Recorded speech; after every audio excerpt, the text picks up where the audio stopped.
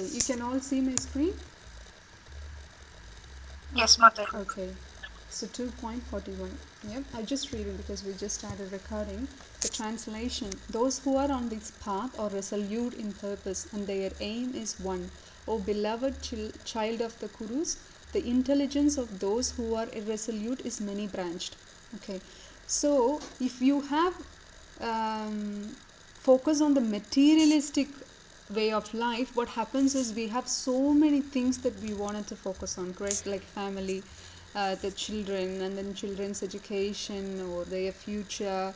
If they are in the marriageable age, then you would start to think about their future spouse. So many activities and so many goals we have in our life when we are material centric.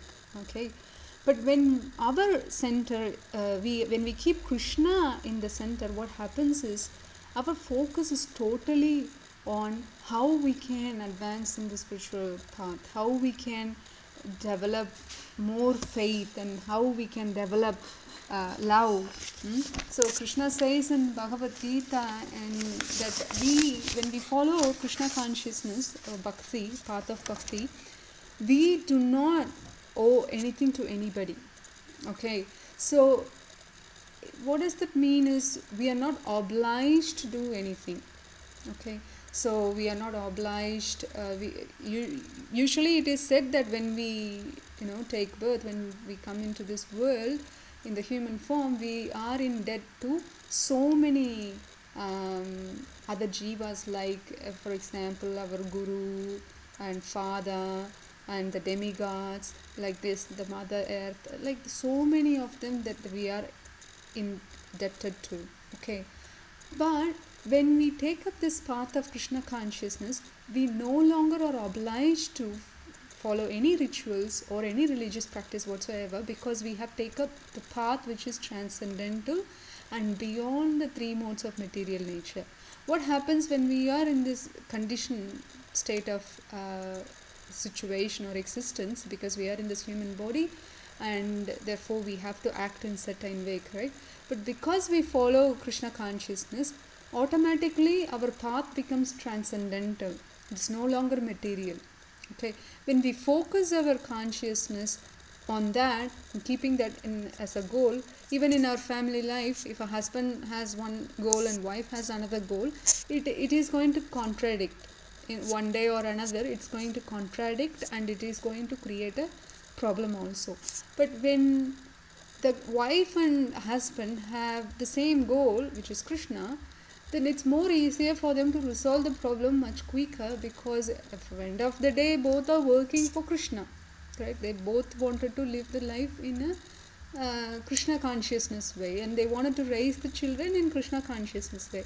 So because of that Vivasaya Atmika Bhuti, with the goal is one and the path is one, therefore their way they progress will be fixed in one particular way, that is Krishna consciousness, and that is the highest perfection of life. It is not that we try to achieve maybe academically a big scholar or a scientist or a doctor or even an engineer, whatever it is. We have so many goals in our life, or become a businessman or a best employee, whatever it is. When we put Krishna in the center, whether these things happen or not, but because Krishna is so merciful, and even though you have material desires, he will fulfill that. And remember, I hope you remember last time we discussed this akama sarva kamava moksha kama udarati tivrena bhakti yogena yajate purusham param. So Krishna, Krishna bhakti is like, even if you have full of desires, if you are full of desires, or if you have no desires, or if you have a desire to attain mukti, please simply worship the Lord. Okay, so even though we are following Krishna consciousness, if we have any material desires and we ask Krishna, it is okay, because we are not in that advanced state of mind. Until such time, whatever we need, Krishna will give automatically. We don't have to ask. Prahlad Maharaj in Srimad Bhagavatam says that you are not praying for distress. No one prays for distress, correct? Everyone is praying for happiness. Everyone is working hard for the success. No one is working towards a failure. But still, whether you like it or not, you get the, you do see failures in our life. You do see distresses in our life. Why? Because we are destined, as per karma, we have to suffer or enjoy based on our karma. Okay, so based on the karmic reactions, we are either enjoying or suffering. That is that. Therefore, you do not have to work. You don't have to endeavor too much or work extraneously to receive that pleasure or the happiness, because you deserve whatever you deserve to get such happiness. You'll get it anyway. Don't have to work harder on that. But do we believe that? Do we have faith in Prahlad Maharaj's word? No, not always, correct? Because even though he is a great devotee of the Lord, the devotee of the Lord, the pure Vaishnava, is as equal as Krishna. That's what Krishna says. Therefore, but still we don't put faith in him or even in Krishna's words. What do? We still work hard because we believe that our hard work will only reap the fruits. But it doesn't mean we should stop working and just only do bhakti. And of course, if we do that, that is great. Absolutely, that is ultimate perfection. But because we are not into that level, we add Krishna in our life. Okay, and just whatever we do, like cooking, make it as a prasadam, offer it to Krishna. If you are starting your work, pray to Krishna to have Krishna consciousness day, like conscious day, like remembering him. Always think about him, hear about him, glorify him. Wherever there is opportunity, or even if there is no opportunity, create one and talk about him, hear about him. Okay, so there is another one, the foundation of resolute determination, knowledge of soul, knowledge of Vasudeva.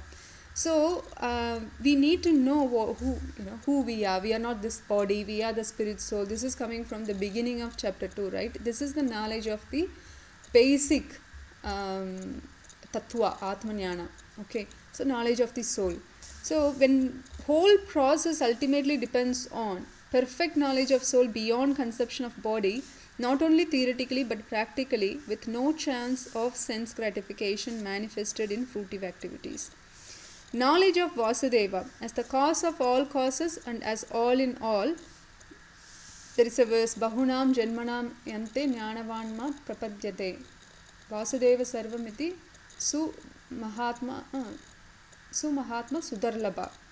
So when we understand, first we have to understand Atmanyana. Okay, Atmanyana is what? Knowing about the soul and the body, the difference between the soul and the body, and the relationship between the soul and the super soul, or Krishna or Paramatma, and then the relationship between us and the material nature, or also called Prakriti. So when we have this basic understanding, this Sankhya Yoga philosophy, or Atma Tattva, and then Paramatma Tattva, like this, when we have this basic understanding, we go to the next level, that is knowledge of Vasudeva. But ironically, if you know only Vasudeva, then that is more than enough. You will automatically get the Jnana and Vairagya. Correct? When you have Bhakti, you get knowledge and detachment automatically. Okay, so even if you will experience yourself, if you have not so far, when you start practicing this, chanting Hare Krishna Maha Mantra every day, and just hearing about Krishna and trying to practice Bhagavad Gita in our lives, what happens? We realize ourselves, the changes, transformation in our heart, in our mind. Okay, we start to become a better person. We start to become or reflect on the Bhagavad Gita, that what we study. We start to feel that we are no longer interested in this material activities. We are still doing it, but but not as self-centric based. We are not so involved in satisfying our own senses, but rather we are diverting or shifting our energy or our consciousness towards Krishna and his devotees, and see how well we can serve. Okay, that will happen eventually. But for now, because we don't have much association, I know all of you, you do not have physical association with devotees, correct? And if you do have, then definitely you are fortunate. And if you do not have, you're not less fortunate, because we still have access to the devotees virtually through this kind of classes, and through also the online classes, like in YouTube there are so many classes, and also there are virtual programs happening. The Damodar month is coming, starting from 1st of November till 30th of November.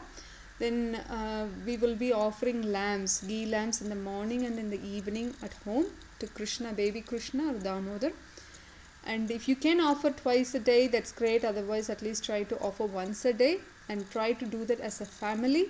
And other thing is, the local ISKCON, wherever you are, they will be doing this virtually also. Try to find out. And Melbourne ISKCON definitely doing this virtually. And I don't know whether we can virtually offer the lamps, but there would be options available from other ISKCONs, I believe, virtual offerings. But for now, you try to attend the Aarati. Okay, so when you attend the Aarati 7 o'clock in the evening or 7 o'clock in the morning, whichever is favorable for your situation, try to attend that. Try to listen to the Damodara Ashtagam, the singing, the Kirtan performed by the devotees, and try to engage yourself that every day with that one.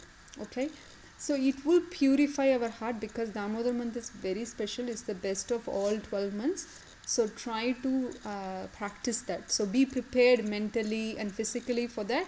And if you have ghee at home, just prepare ghee wicks. If you don't know how, you can purchase from Indian groceries the ghee wicks, and you can, just the wigs, you can purchase the cotton, and then you can make yourself the wig and add ghee.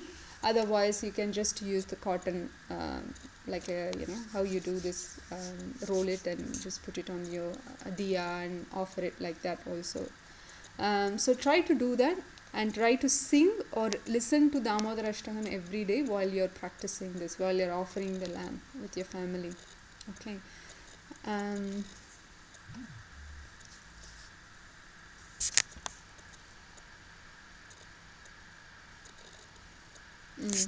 one more thing mentioned in this verse is about serving the Guru. Okay, so this is very important. Yasha prasadat bhava prasado, yasha prasadana gati kotopi, diyantuvam tasya yashastri sandhyam, vande guru shri charanarvindam. So this is a song we sing every day, Samsara Dava. This is Guru Ashtagam. Or Guru Ashtaham. So we sing this every morning, offering prayers to Guru. So most important thing is, we need to accept spiritual master, not just any spiritual master, but rather a bona fide spiritual master. When we accept that, then you perform, you serve your Guru, perform some service to your Guru. Okay, because he is imparting the transcendental knowledge transparently to you. Correct? So Srila Prabhupada has written all these books in English. If he had not written that, we will never come to know all these things. Correct? We would have studied someone else's commentaries if we were really inquisitive. Okay, all right. So next we go to the next verse. So verse 42 and 43. Okay, anyone wants to read the translation, please?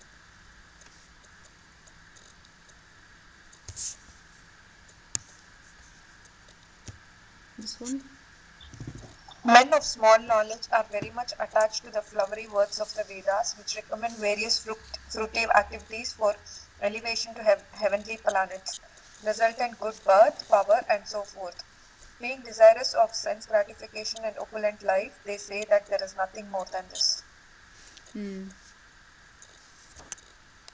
See, in the previous verse, we saw how to be fixed in Krishna consciousness. Okay, when we are fixed in Krishna consciousness, automatically our anarthas, we will get purified. We will get our anarthas removed. So, first stage of bhakti is Shraddha, that is faith, having faith. Before starting any process, even if you want to purchase some product, you need to have some faith that it will work. Otherwise, you're not going to try it. So Shraddha is the faith. After millions of birth you have taken and performed piety, you get that little faith towards Krishna. That is the beginning stage. Even to get to the beginning stage, as I said, you would have done so much piety in your previous lives. Now you got this Shraddha, that faith. How you got it? Because of the mercy of a devotee. They come and approached you and invoked you or provoked you with those remembrance of having that faith. So now you remembered and you got the faith back again, right? And then you're starting or you're continuing your bhakti. But again, because you kind of had a gap between last life and this life's bhakti, therefore you need to kick start from the scratch, as even though it looks like you're starting from the scratch, but technically you're not. You're just continuing from where you left. But at the initial stage, yes, you need to be introduced to Krishna, you need to be introduced to Hare Krishna Maha Mantra as if you don't know, but you already know all that. Okay, or you might have not practiced up to that level, but definitely you would have practiced to some level, and now that you pick up so fast or so slow depending on how well or far you have reached into your bhakti, path of bhakti. Okay, so Shraddha and then Sadhu Sangha. So once you have this faith, actually you get the faith through Sadhu Sangha only, the association of devotees. And then you continue with the association of devotees, the Sadhu Sangha. And then Bhajana Kriya. Then what you do? Hear about Krishna and chant about Krishna. Okay, chanting Hare Krishna. This is the third stage. And then fourth stage is Anartha Nivarti. That's what we just spoke. So by being fixed in Krishna consciousness, automatically this anarthas will be removed. What are the anarthas? There are 6 anarthas, it is said. The pride, the anger, the greed, the envy, the lust and the illusion. Okay, so when our anarthas are removed, what happens is, but again, mind you, it's not 100% is going to be removed. When anartha nivarti means it's going to be, you will be purified to some extent, but not 100%. That's not going to happen at 4th stage. But definitely you can feel, you will start to experience there are some goodness coming into existence in your activities, in your thinking, thought process and everything. Okay, so that's why we see, oh, I'm chanting Hare Krishna, why I'm still pride or angry or greed, envy, lusty, illusion and everything. Why I'm feeling or experiencing all this? Because first of all, we have been accumulating these anarthas not just in one lifetime but millions of lifetimes, correct? So removing that to the scratch is not easy. Easy means, of course, Krishna can do anything, but we need to experience it in an evolutionary process. It's not that it's a gradual process. That's what Prabhupada says. It's not that overnight it will just go away. Unless, yes, we have performed so much of bhakti, then yes, overnight it might go away. But for us to gradually progress is good. Okay, and we take up to the next level after being fixed in Krishna consciousness. Anartha Nivarti is gone. But what if you're not fixed in Krishna consciousness? That is explained in this verse. That what happens, especially in India, there are a lot of people still believe in Vedic literature, rituals, especially not so much so in literature, but rituals. Why? Because the Vedic, especially Karma Kanda is the beginning stage in the religious path. Okay, so they are not bad people, but they are not so good people either. That means they are very selfish people and they are very focused on themselves and they want their future to be shining. One may question, is it wrong to have a thought like that, like to be, to be a successful person in the future or successful child or successful wife? Is it wrong? Actually, for spiritual perspective, you don't have to be one of those, because for spiritual path or spiritual advancement, you can be coming from any background, any nationality, any race or caste or creed. So there is no discrimination towards who you are, what is your success rate and what is your background. No, We don't want any history in spiritual path, because spiritual is beyond the body, right? So the whatever the factors that I've just mentioned is bodily based conceptions, right? But we are talking about spiritual, which is not nothing to do with body. It is spirit soul. For the spirit soul, it's not man or a woman. Spirit soul is neither a man nor a woman. It's not it's not coming from India or London or something like that, and it's not Brahmana or Vaishya or Sudra. So because the soul is transcendental, it is divine, it's part and parcel of Krishna. Mamaivamsa jiva loke jiva bhuta sanatanaha. We studied in 15.15. So therefore we are not this body. Therefore the achievements achieved by this body rather not important for advancing oneself in the path of bhakti. Correct. So because we don't have this intelligence or the knowledge, with a little intelligence, what we do, we become a victim of this flowery language of Vedas. And Vedas tell you that, if you do this karma kanda activity, like do yajna for a Lord Sun God, then you will get good health. Okay, but if your consciousness is to please the Sun God, to get a good health, so that you can do better bhakti without any hindrance in your health issues, then it is okay. But even for that, you do not have to pray to the Sun God, but you can directly ask Krishna. But it is okay still if you asked the Sun God, because the gopis in Vrindavan prayed to Kartiyayini, is the Mother Parvati, right, to get a husband, to get Krishna as their husband. See, Krishna is the Supreme Lord, and Mother Parvati is the mother of the material world, and she is still, she is definitely superior to all of us, but still she is not superior to Krishna. Okay, she is serving Krishna only. As a devotee, she serves Krishna. But these gopis of Vrindavan, who are considered as the topmost devotees in the entire creation, whether spiritual world or material world, it is recommended to follow in their mood, in their footsteps. But they themselves worshipped Kartiyayini to get Krishna as the husband. How would that be, how do we understand that? How do we reconcile that? It's similar to how you worshipped the Sun God, or how how I told you that you could worship Sun God to get a better health, so you can do better bhakti with a nice health, nice and healthy condition, which is okay, right? Because your consciousness is based on Krishna, and to satisfy him, to please Krishna, you can ask anyone for that matter, Kartiyayini or the Sun God or Lord Shiva, it's okay. It is in fact said, even if you happen to go to any temple of Devi Devadas, there are 33 crores of Devi Devadas, right? Kartikeya, Ganesha, like that. So if you happen to go to their temples, please offer your obeisances and respect to them, and please ask them to bless you so you can advance in your bhakti. But one may ask how they are superior, because Krishna is superior, right? But because they are also devotees of Krishna, they are senior, they are more advanced than our situation. Therefore, it is alright to receive their blessings. Okay. For example, if I am a mother of my son, and if I bless him, okay, become a good devotee of Krishna, I am not a great devotee, right? He might be more advanced than me. My son might be more advanced in bhakti than me, but I am still blessing because of the age and the experience and the path that I am already following. So I am just blessing, even though I am not qualified.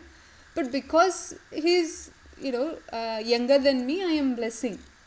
Like that, the demigods or Devi Devadas, definitely they are superior. No more, I am not comparing myself to Devi Devadas or anything, just to tell you in a normal day-to-day life example.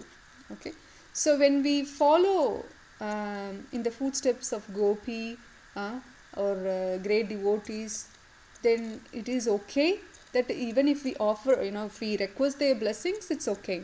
But it is why we are asking, because we wanted to advance in Krishna consciousness, not because I want, big house, big palace or position or anything. Because of this people who fall for this kind of flowery language of Vedas, they're not fixed in Krishna consciousness, they are fixed in material consciousness, right? So they wanted to advance materially. So what is the destination for that kind of mood or thought or action?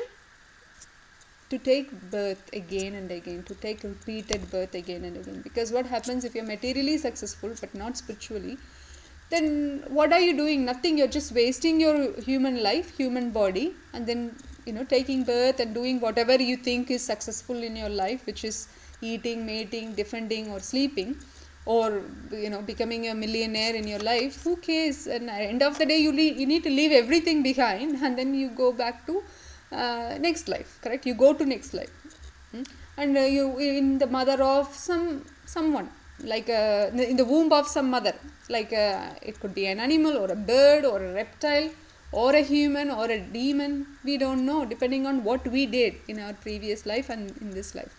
Correct? So therefore,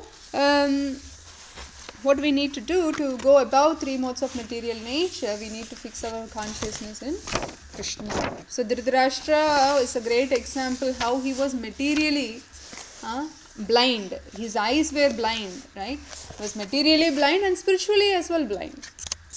Why? Because he was so attached to his blood relatives, like not blood relatives, his own sons, that is blood relatives, but own sons and the kingdom. So he was so much so in the bodily conception of life, bodily platform. He was not able to see beyond the three modes. He was not able to see Krishna as Krishna, Supreme Lord. He was even associating with Krishna and great devotee like Vidura. Vidura is the younger brother of Dhritarashtra.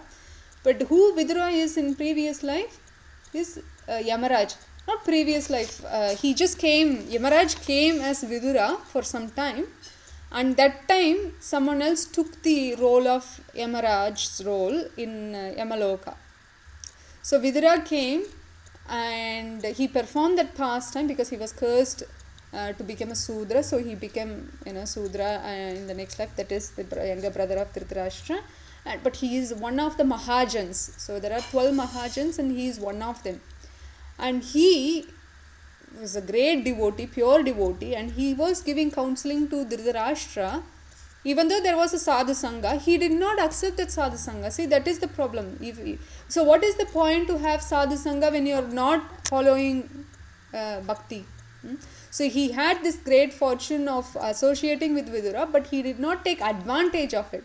So when you go to holy dhams, what we are supposed to do?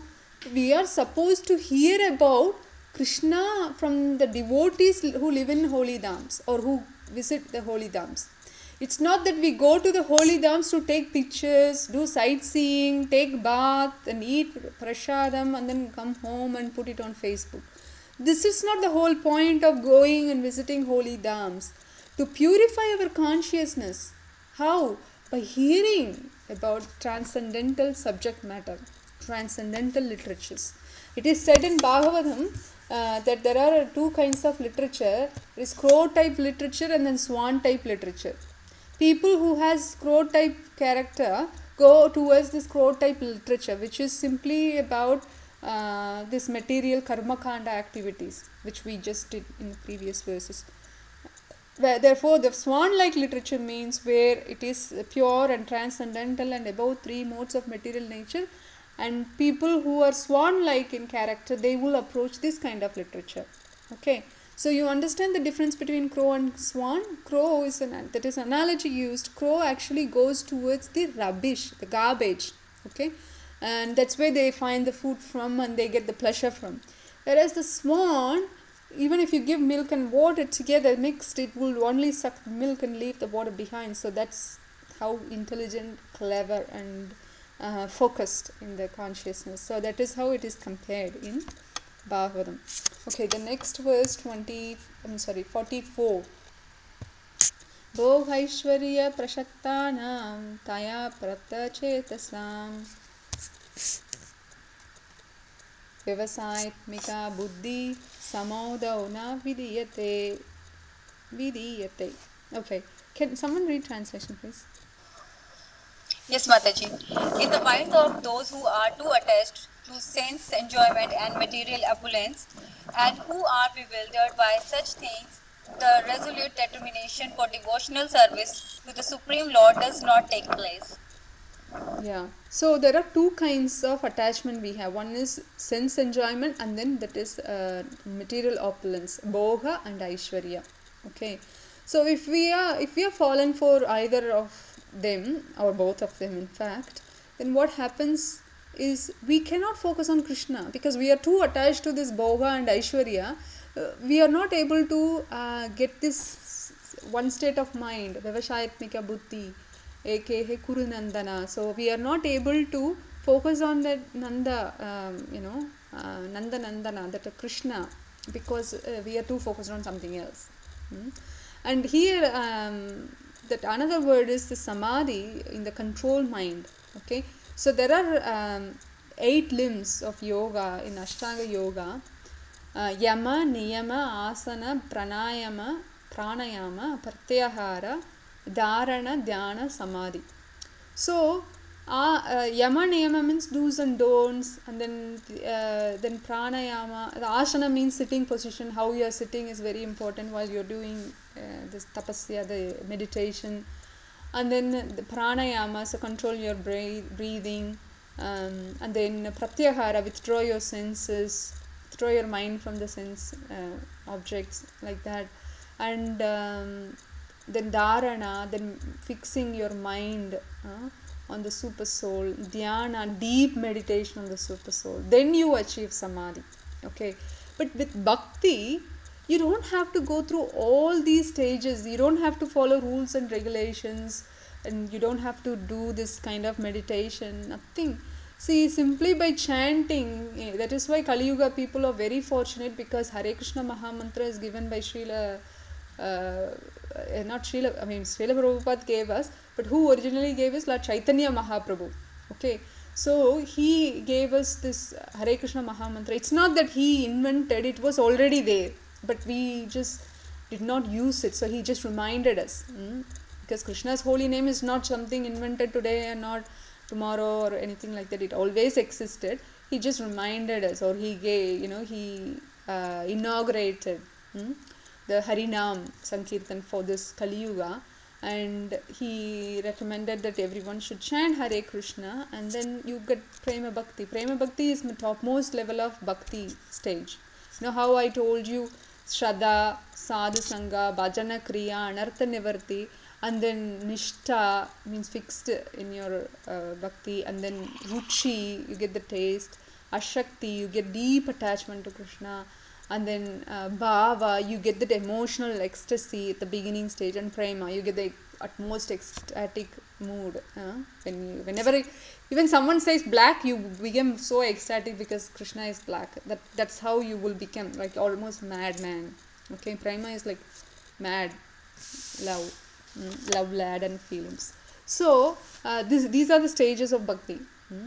But how do you achieve that is through 9 process, either Shravanam, Kirtanam, Smaranam, Padasevanam, Achanam, Vandanam, Dashyam, Atmanivedanam. Okay, so it's not that you have to do all these processes. Like in Ashtanga Yoga, as I said, 8 limbs, you have to do one after another to get to the stage.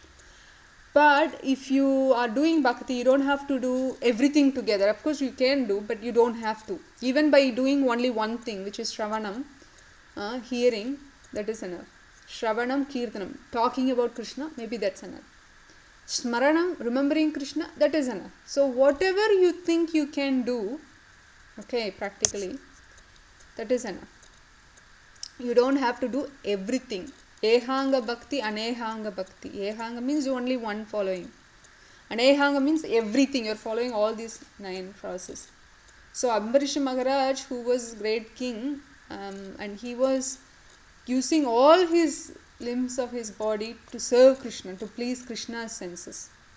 Using his eyes to see, take darshan of Krishna, ears to hear about Krishna, mouth to talk about Krishna, and tongue to taste Krishna prasadam, hands to sweep temple, Krishna's temple, legs to walk to the temple, and arms to embrace the devotees of Krishna. Like this, he was entirely using his body, even though we think it's material body, but he was using it for spiritual reasons to please Krishna. Therefore, he became transcendental.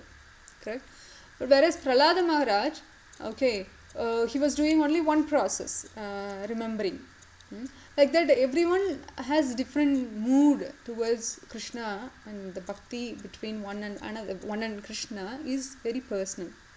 Okay, it's not that I tell you, okay, you do this and you do that, but you might not get pleasure because you are interested in something else. I might ask you to hear about Krishna, but you're not interested. You wanted to talk about Krishna rather. But of course, you can't talk about Krishna without hearing. But even it is also said, even if you can't do any other 8 process of bhakti, if you do only hearing, that's more than enough. Okay, what we are doing right now is hearing. I'm talking, but I'm hearing also. Okay, and again, I'm not talking my own knowledge. I'm only repeating what I'm studying. Okay, what I've heard, what I've learned, what I'm studying. It's not manufacturing something. Okay, so therefore, Prabhupada says, you might not be perfect, but if you impart that perfect knowledge, then you are perfect. Okay, so we are not perfect, absolutely not perfect. But what we are doing, we are giving the perfect knowledge to others, then it becomes perfect. Okay, so we move on to the next verse.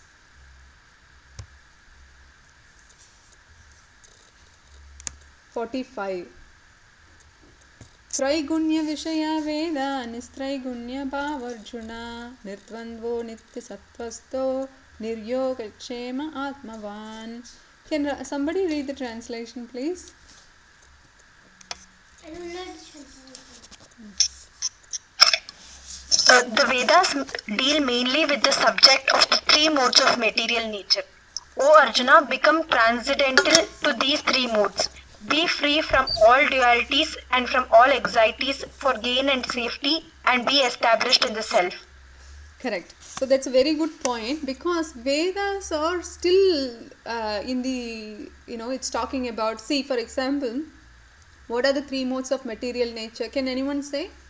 What are the 3 modes of material nature? I know. Sattva-guna, Rajaguna and Tamaguna. Correct. A mode of goodness, passion and ignorance. Yes. It's okay. Okay. Thank you. Yes, that is correct. So, Sattva-guna, Rajaguna and Tamaguna. Okay. So, the Vedas also divided into these 3 modes of material nature. So, like, for example, even in Narasimha Purana falls into mode of ignorance. Vedas in the mode of ignorance. One may wonder, Narasimha is Krishna, how it falls under, like that's how they categorized. I have not done much research on why they categorized in that way. And Vishnu Purana, Ramayana, that falls in the mode of goodness.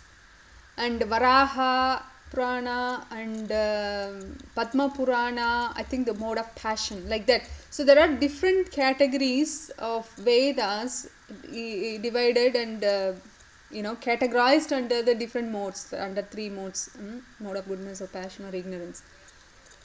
Vallabha, here you go.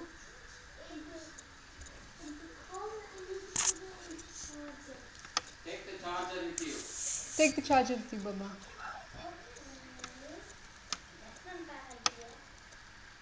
Okay, so therefore the 3 guna based Vedas are still in 3 guna. What does that mean? That they are still in the 3 modes of material nature. That means still in the material influence. Okay, so how do we transcend? So we need to find the literature, the Vedic literature that is transcendental.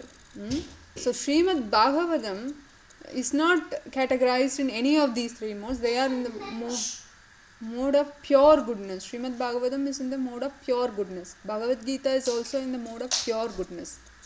Okay, and when we are hearing those transcendental literature, what happens? We will automatically be freed from these 3 modes of material nature. We will understand the dualities. Dvandam, we already discussed, right? Dvanda means duality. So the material world is full of dualities. You cannot escape from it. The suffering and enjoyment.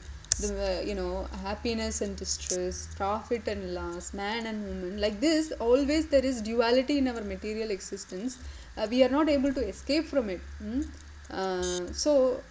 What we need to do, if we understand those duality does exist, then we will be freed from all those anxieties.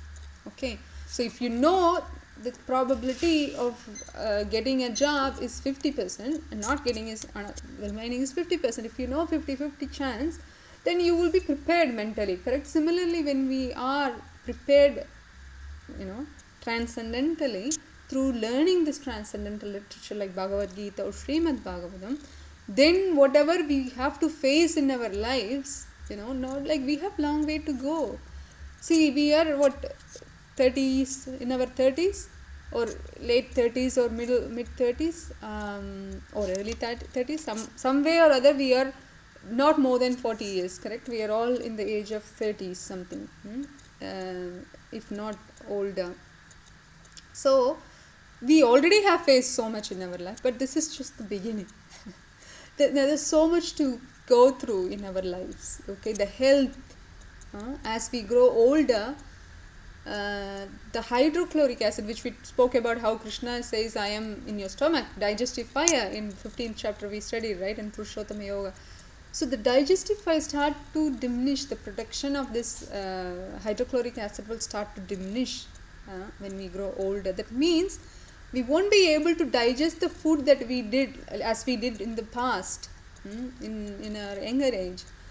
So we start to feel tiring or lethargic or not so energetic. It all means the same thing pretty much. But the weakness, Dhritarashtra, right, after the Kurukshetra war was won, and Yudhishthira Maharaj conquered the kingdom, everything settled, Dhritarashtra was still living in the house of Yudhishthira Maharaj, technically.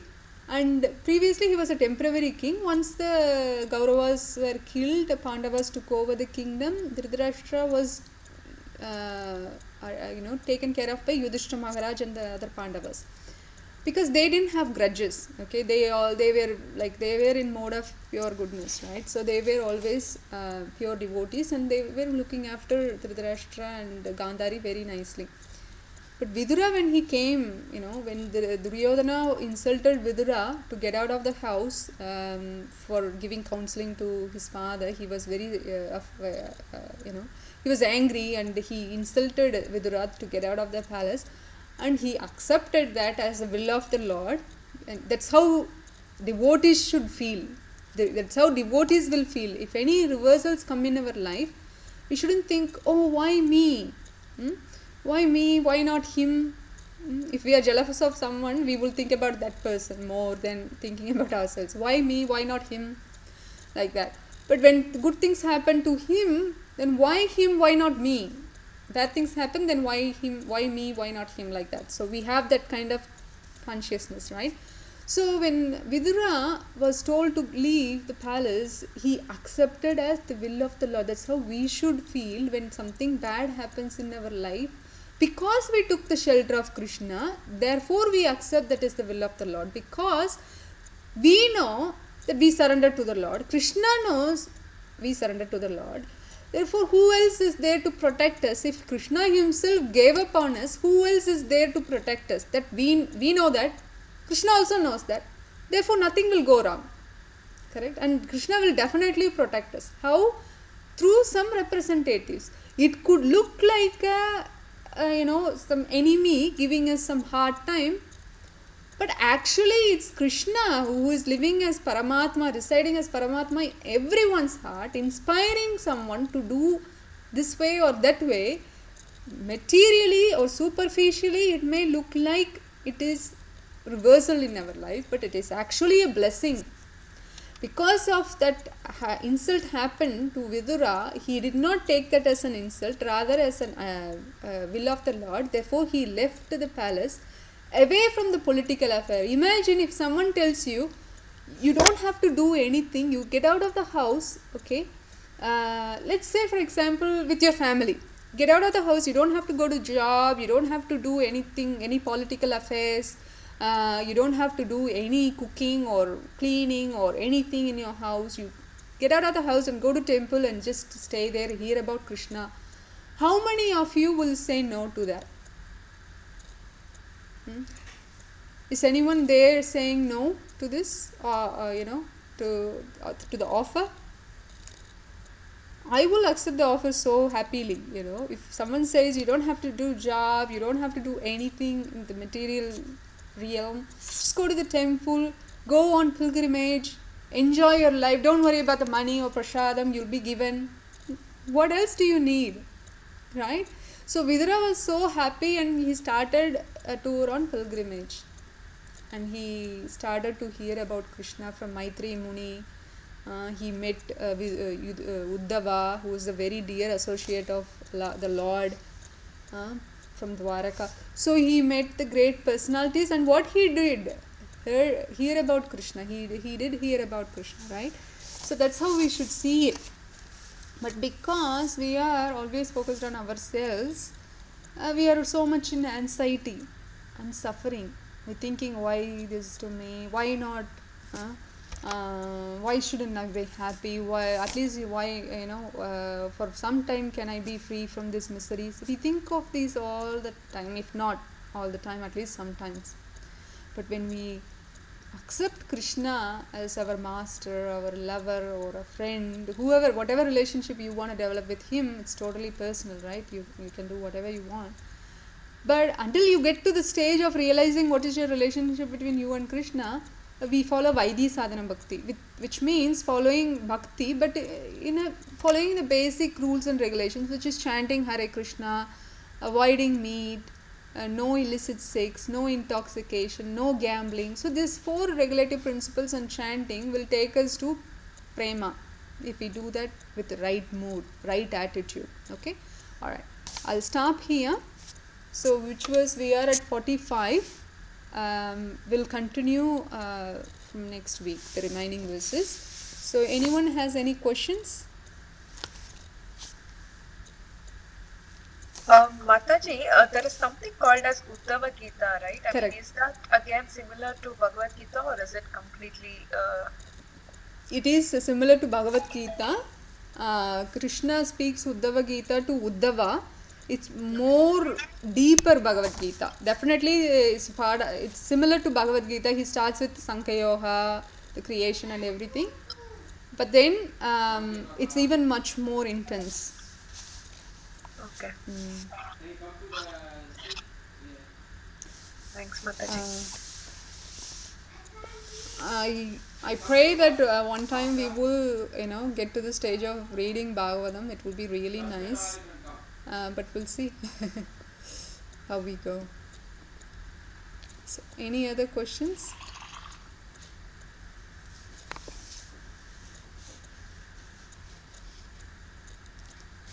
Okay. So, if no questions, we can stop here.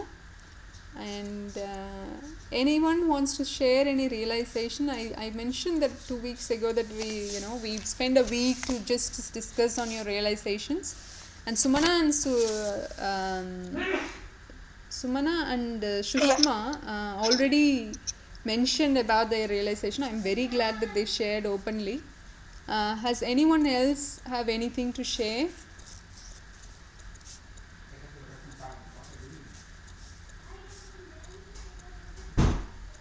And Gurpreet, do you have any questions? Not at this point, Mataji. I'm just trying to take it in and learn it, and I'm still, as I said, new to all this. Yes. So I'm just taking it in at the moment. Yeah. And trying to listen to you. Okay. So if anything you do not understand or you're not able to catch up, please feel free to ask. It's important that when we ask questions, then we will have more realization. Understanding. Realization comes when you experience, of course. But at least you will have more understanding. And anytime if you feel we are going too fast for your capacity, because I understand that you're totally new to this. It's not that you're exposed to this spiritual path in the past. So please let me know if we are going too fast, then I can, slow it down, or I can separately speak to you also privately. No, no, all good. I'm happy with this, and I will take it from here. And I'm just also listening to Friday's Hindi classes from other Guruji, which is helping me as well. So I'm trying to do this twice a Sure. week. Definitely, yeah. Thank you.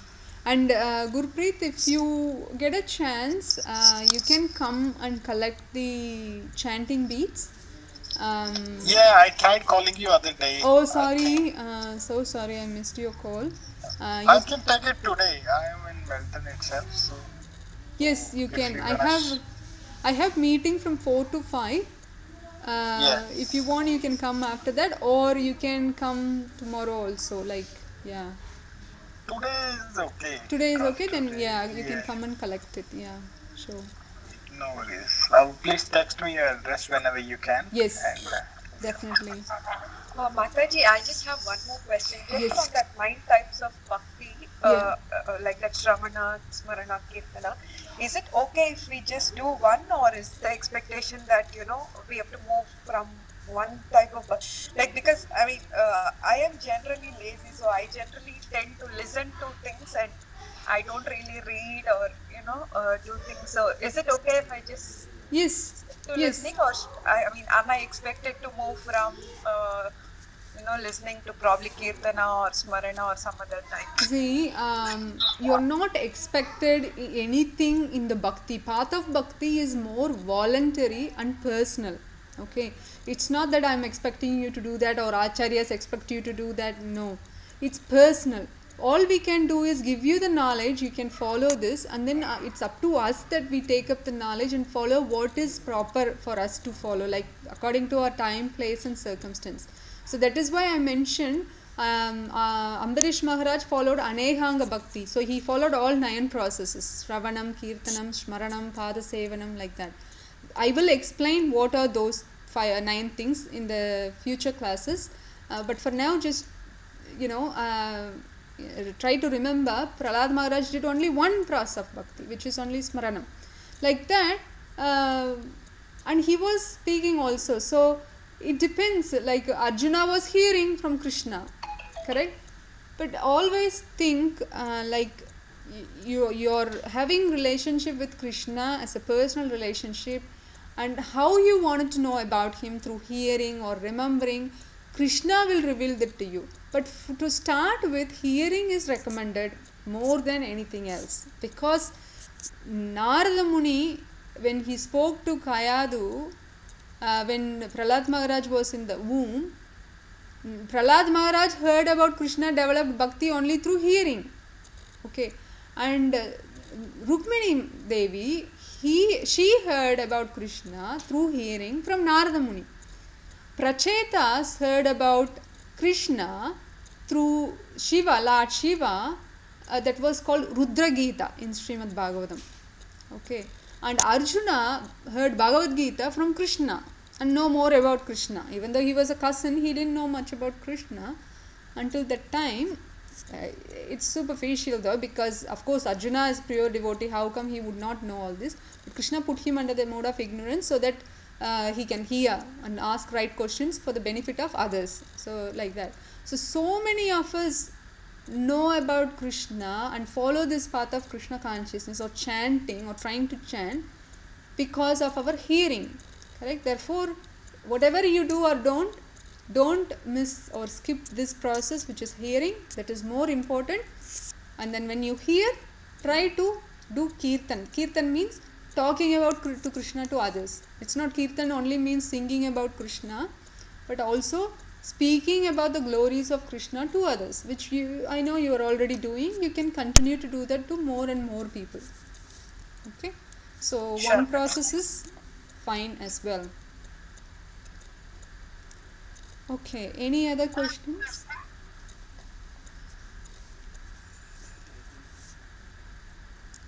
Alright, thank you very much everybody. I'll stop here. We will continue from 46th verse next week. And maybe we can do Damodara Ashtakam, Damodara Leela next week, Sunday. We might do that because that's when we are starting this Damodara month, offering ghee lamps to Krishna. I'm trying to